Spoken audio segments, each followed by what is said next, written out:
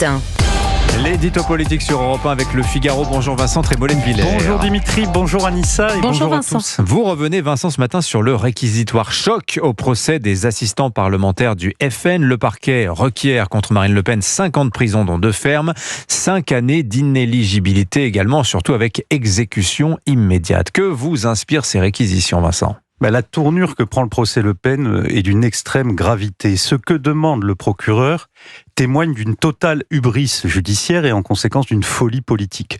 Hubris judiciaire parce que si apparemment Marine Le Pen et son parti sont systématiquement sortis des clous dans l'utilisation des fonds alloués par Bruxelles pour leurs attachés parlementaires, personne ne s'est enrichi, ni les individus, ni le parti. S'ils ont enfreint la loi, ils doivent bien entendu être condamnés.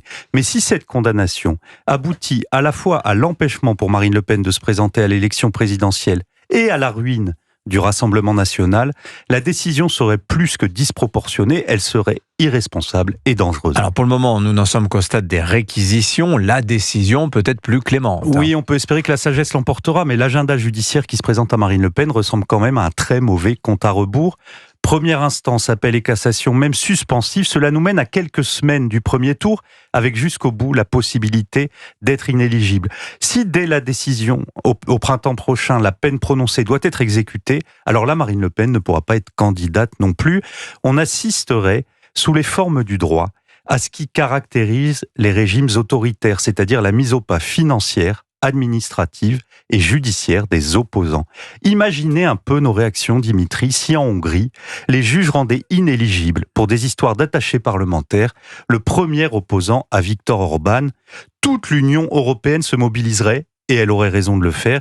Les pulsions illibérales du parquet mettent en péril, et je pèse mes mots, l'équilibre de la démocratie en France. Mais Vincent, l'équilibre de la démocratie, comme vous dites, repose sur la séparation des pouvoirs politiques et judiciaires. Écoutez Dimitri, en 2017, la justice avec l'affaire Fillon a fait le résultat de l'élection présidentielle.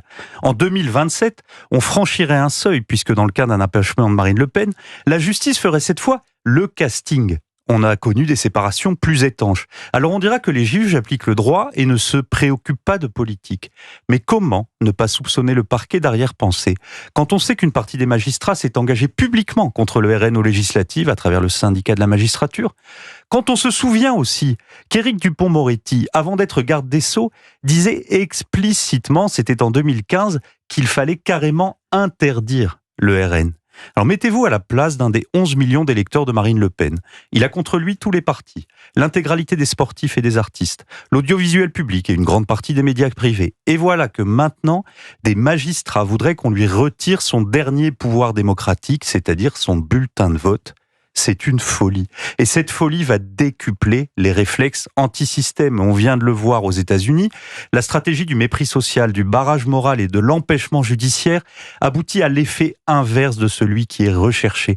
Ces réquisitions, si elles sont suivies, transformeront la délibération démocratique en une lutte à mort entre le peuple, composante première de la démocratie, et les institutions qui sont censées la réguler. Un régime où le peuple piétinerait le pouvoir des juges serait tout à fait inquiétant. Mais un régime où les juges piétinent la volonté populaire ne l'est pas moins. Marcel Gauchet résume parfaitement la situation dans laquelle nous sommes. Pendant des décennies, nous avons, grâce au droit, combattu les abus de pouvoir. Aujourd'hui, au contraire, le peuple demande au pouvoir politique de combattre les abus du droit. Et ce que le procureur a requis au procès Le Pen, c'est un abus du droit.